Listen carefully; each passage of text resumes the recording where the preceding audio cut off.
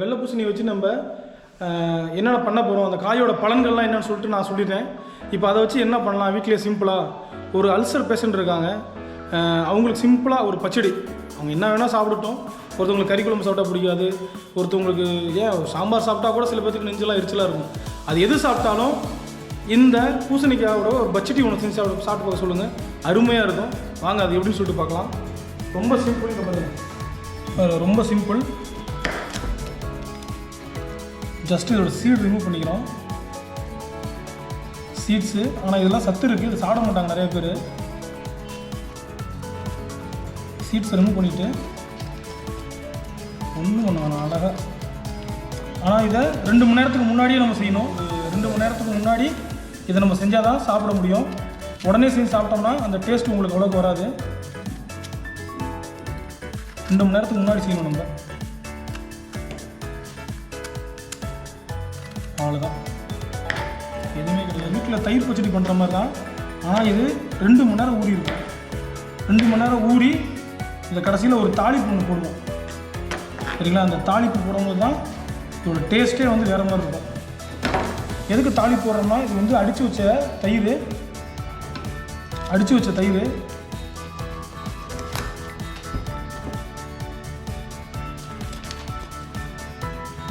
ஆனால் 2 மணி நேரம் நல்லா அப்படியே ஊற வச்சிட்டோம் அப்படின்னா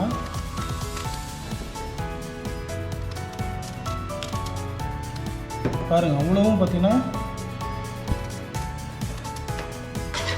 இது அவங்க சாப்பிடக்கூடாது இவங்க சாப்பிடக்கூடாதுன்னு இல்லை, இது எல்லாருமே சாப்பிட்லாம். சொல்லியிருப்பேன் ஏற்கனவே, குழந்தைங்களுக்கு மூளைக்கு ஞாபக சக்தி வந்து அதிகரிக்கும் இது சாப்பிட்டு வந்தோன்னா.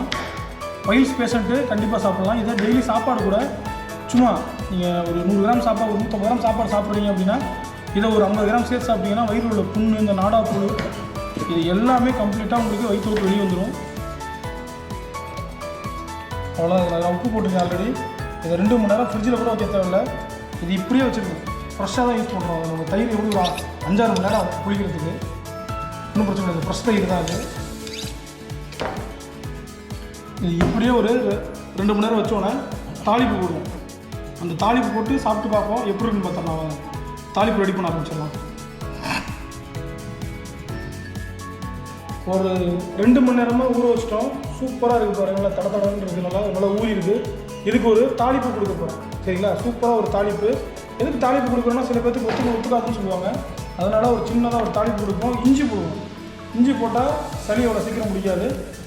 கொஞ்சமாக தாளிப்பு ஒன்று போடுவோம். இதுக்கு கடுகு, சீரகம், மிளகு போட்டு ஒரு சின்ன தாளிப்பு.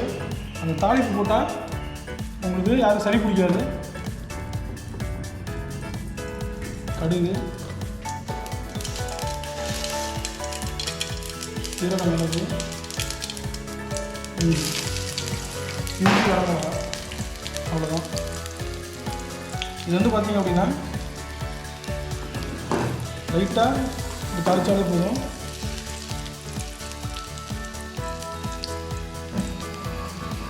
இஞ்சியோட ஃப்ளேவர் அப்படியே நேராக உள்ளே ஏறினா மட்டும் போதும். இஞ்சியோட ஃப்ளேவர் ஏறினா மட்டும் போதும்.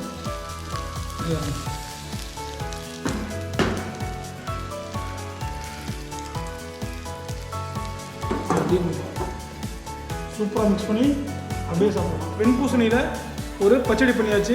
இது வீட்டில் பண்ணி பாருங்கள். வீட்டில் பார்த்தீங்கன்னா எல்லாருமே சாப்பிட்லாம், குழந்தைங்க பெரியவங்க எல்லாருமே சாப்பிட்லாம்.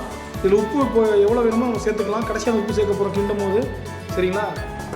அந்த வீடியோ வந்து உங்களுக்கு பிடிச்சின்னு நினைக்கிறேன், சரிங்களா? வீட்டில் எல்லாருமே ட்ரை பண்ணி பாருங்கள். அந்த ஜூஸு ப்ளஸ் இதுவுமே, சரிங்களா? நம்ம டிஸ்டர்ப் சேனல் எல்லாமே பண்ணிகிட்ருக்கோம். அப்கமிங் இயரில் வந்து பார்த்தீங்கன்னா பிஎஸ்சி ப்ளஸ் நர்சிங்கெலாம் நம்ம எடுத்து நடத்திட்டு இருக்கோம். உங்களுக்கு தெரியும், ஸ்டூடெண்ட்ஸ் ரெஃபர் பண்ணுங்கள். ஆன்லைனில் கூட உங்களுக்கு கோர்சஸ் நடத்துகிறாங்க. கண்டிப்பாக சப்போர்ட் பண்ணுங்கள். இந்த வீடியோ பிடிச்சிங்கன்னா ஷேர் பண்ணுங்கள், கமெண்ட் பண்ணுங்கள், சப்ஸ்கிரைப் பண்ணிடுங்க. தேங்க்யூ.